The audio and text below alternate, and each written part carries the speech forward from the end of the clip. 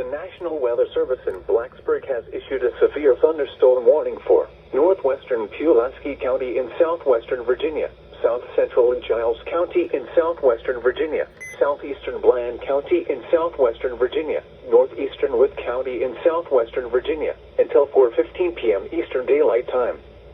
At 3:38 p.m. Eastern Daylight Time, a severe thunderstorm was located near Woodville, moving east at 25 miles per hour. Hazard, 60 miles per hour wind gusts and quarter-size hail. Source, radar indicated. Impact, hail damage to vehicles is expected. Expect wind damage to roofs, siding, and trees.